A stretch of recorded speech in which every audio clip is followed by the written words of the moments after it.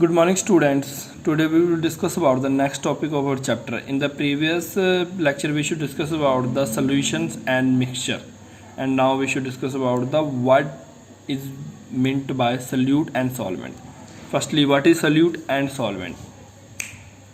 A solution is obtained when a substance is dissolved in other substance. Means क्या बोल रहे हैं कि एक सोल्यूशन हमें तभी मिलेगा जब कोई सब्सटेंस हम डिज़ोल्व करेंगे अनदर सब्सटेंस में। मीन्स देखो, सबसे पहले तो हमने क्या समझना, सल्यूट क्या होता है एंड सॉल्वेंट क्या होता है। The substance which dissolve to obtain solution, वो सब्सटेंस जिसे हम डिज़ोल्व कर रहे हैं और जिससे हमें सोल्यूशन मिल रहा है, ठीक है ना बेटा, उसे बोलेंगे सल्यूट।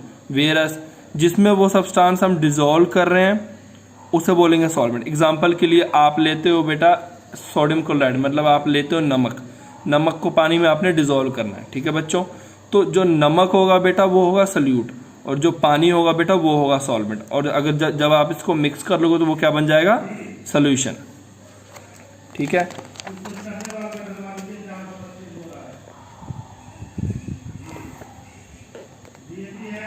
नेक्स्ट, इन जनरल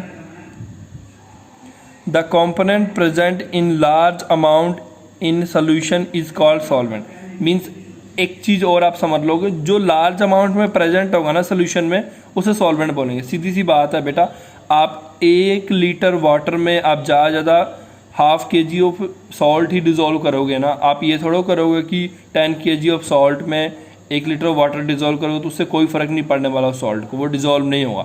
यानी कि हमें इससे क्या पता लगता है बेटा कि सॉल्वेंट हमें ऑलवेज ज़्यादा होगा एज कम्पेयर टू सल्यूट, ठीक है ना। और जो where as the component present in smaller quantity is called salute.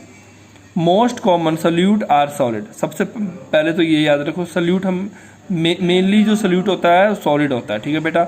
और सॉल्वेंट हमेशा मेनली लिक्विड ही होता है।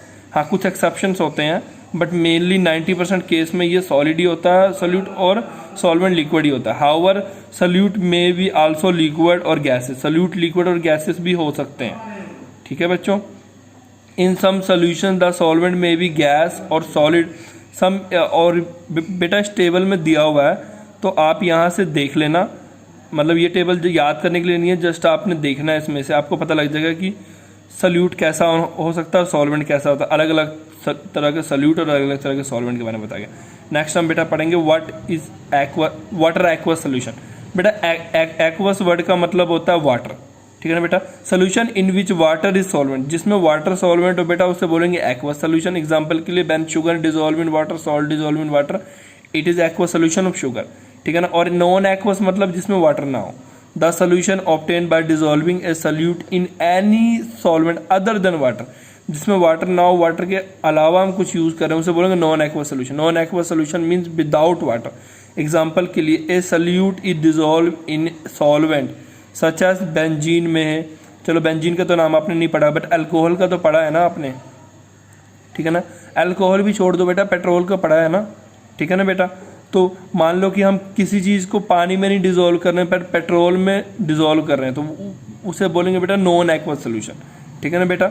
जो पानी में डिज़ोल्व करेंगे उसे बोलेंगे एक्वस, जो पानी में डिज़ोल्व नहीं, मतलब पानी को छोड़ के बाकी हर चीज़ में डिज़ोल्व करेंगे उसे बोलेंगे नॉन एक्वस, ठीक है बेटा। एक्वस वर्ड हमेशा ही पानी के बारे में बताता है, ठीक है बेटा। इसमें वेरियस नेम दिए हैं वो आप देख लेना, benzene, alcohol, ether, carbon disulphide, carbon tetrachloride, acetone. The solution obtain का non aqueous solution. Common use of non aqueous solution क्या है, solution of sulphur in carbon disulphate, solution in iodine in carbon tetrachloride, solution of iodine alcohol. और solution of iodine in alcohol जो है बेटा tin cutter of solution. ये बेटा अगर कहीं कट कुट लग जाए ना तो सोल्यूशन ऑफ आयोडीन हम अल्कोहल में मिला के पहले यूज़ करते थे। जब इतनी दवाइयाँ नहीं थी तो लोग क्या करते थे, आयोडीन को ना अल्कोहल में मिला के यूज़ करते थे जब आपको कहीं कट लग जाए तो। What are the characteristics of true solution. True solution characteristics क्या हो, सबसे पहले true solution is homogeneous mixture. हमेशा याद रखना ट्रू सोल्यूशन क्या होगा, होमोजीनियस मिक्सचर होगा। और होमोजीनियस मिक्सचर क्या है बेटा वो मैंने पहले बता दिया, जिसकी कॉम्पोजिशन सेम होती है। That is a true solution the solute और सॉल्वेंट। और मतलब क्या हुआ कि इसमें हम ट्रू सोल्यूशन में हम सल्यूट और सॉल्वेंट को डिस्टिंग्विश मतलब अलग नहीं कर सकते हैं। चाहे आप इसको माइक्रोस्कोप से देख लो, आप नहीं पता लगा पाओगे इसमें सोल्यूट कौन है सॉल्वेंट कौन है, क्योंकि वो इतनी अच्छी तरह से मिक्स हो चुके होंगे।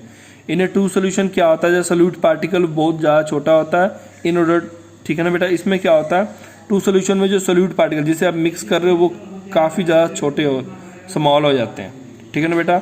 मतलब मिलने के बाद, सॉल्वेंट मिलने के बाद वो काफ़ी ज़्यादा स्मॉल हो जाते हैं, जिसके क्या में दिखते नहीं है माइक्रोस्कोप पे भी। ए ट्रू सोल्यूशन क्लियर, एक ट्रू सोल्यूशन जो होगा क्लियर और ट्रांसपेरेंट होगा। A true solution does not scatter light. अब देखो बेटा, अगर मान लो पानी के अंदर कुछ इम्प्योरिटी है, तो अगर पानी में हम लाइट फॉल करेंगे तो हो सकता है वो उस इम्प्योरिटी से को टकरा के वो लाइट वापस आ जाए। अब सीधी सी बात है, अगर आप मिरर पे लाइट मारोगे, ठीक है ना बेटा, जो कांच लगी आपके घर में, अगर उस पर लाइट मारोगे, जो लाइट मारोगे वो वापस टकरा के वापस आ जाएगा। बट उसी मिरर के पीछे अगर पेंट ना किया हो, एक मिरर होता है बेटा जिसमें हम फेस देखते हैं, एक मिरर होता है जिसमें हम फेस नहीं देखते, जो विंडो वाला मिरर होता है। विंडो वाले मिरर में आप लाइट मारोगे तो क्या होगा, वो लाइट पास हो जाएगा। आप एग्जाम्पल के लिए ले लो, जिसमें से लाइट पास हो रहा है बेटा वो प्योर सोल्यूशन हुआ, और जिसमें से लाइट पास नहीं हो रहा बेटा वो क्या हुआ, इम्प्योर सोल्यूशन हुआ, ठीक है।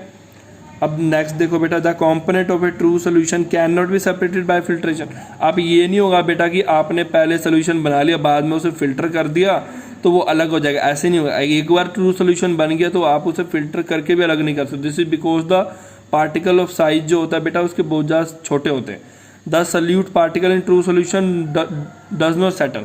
डज नॉट सेटल का मतलब क्या हुआ, अगर आप पानी में नमक मिलाओगे बच्चों तो वो, अगर सॉरी पानी में अगर सैंड मिलाओगे तो थोड़ी देर छोड़ दोगे तो क्या होगा, सैंड जो होगा ज़मीन पे पानी गिलास जिसमें मिला रहा हो, मान लो गिलास में मिला रहा हो, गिलास पे तली पे जाके वो बैठ जाएगा। But in case of true solution में ऐसा नहीं होता, बिकॉज वो इतनी अच्छी तरह से मिक्स हो चुका होता है कि वो उसके तली पे जाके मिक्स ही नहीं होगा। बाई नेक्स्ट बेटा देखो, what are the advantage of preparing using solution. हम सोल्यूशंस के क्या एडवांटेज हैं, ठीक है ना बेटा।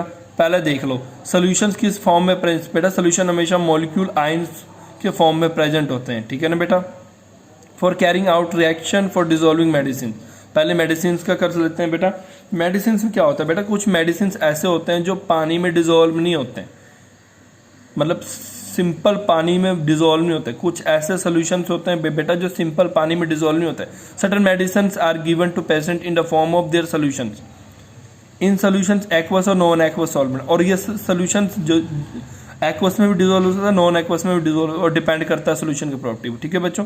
जैसे सच एज अल्कोहल, एग्जाम्पल के लिए बेटा, एक ना जब भी किसी के बॉडी में पानी की कमी हो जाती है ना बेटा, उसे डॉक्टर ना सेलेन वाटर चढ़ाते हैं, ठीक है ना बेटा। उस सेलेन वाटर में क्या होता है बेटा, सेलेन वाटर में क्या होता है, ग्लूकोज होता है।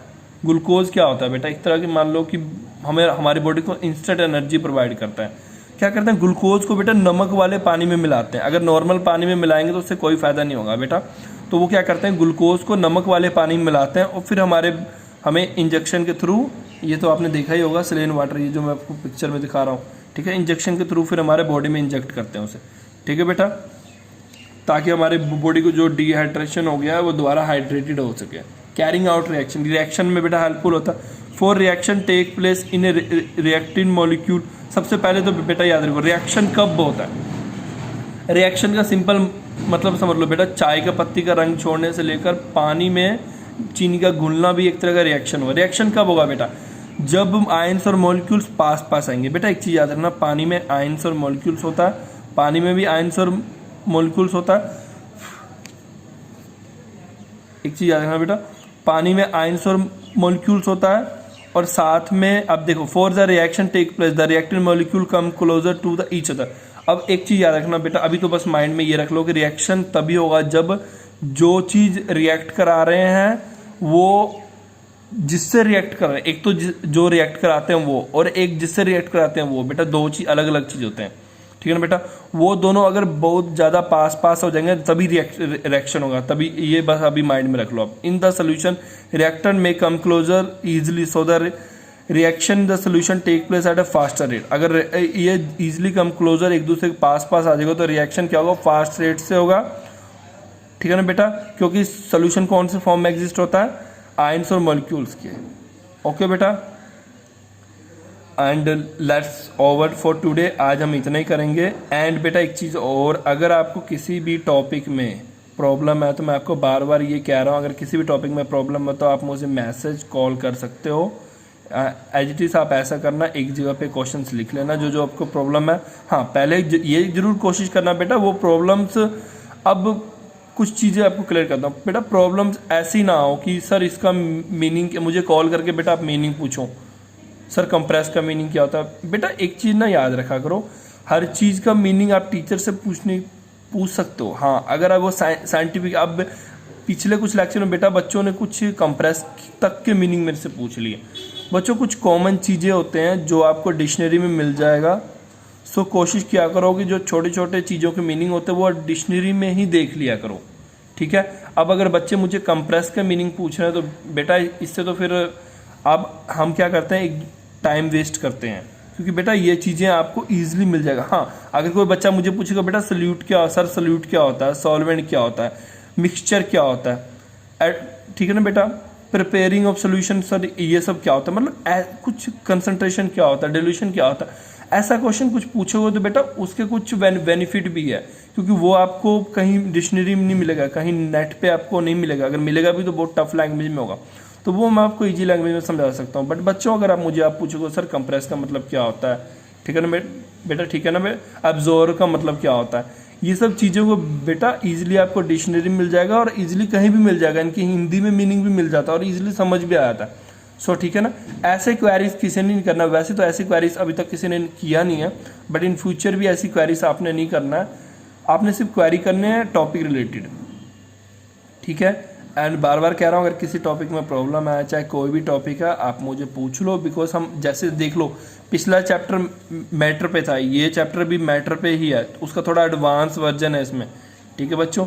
अगर आपको पिछला चैप्टर नहीं आता हो तो ये चैप्टर करने में आपको प्रॉब्लम आएगी, सो देखो अच्छे से पढ़ो, अगर प्रॉब्लम आती है तो मेरे से पूछो। Thank you for today.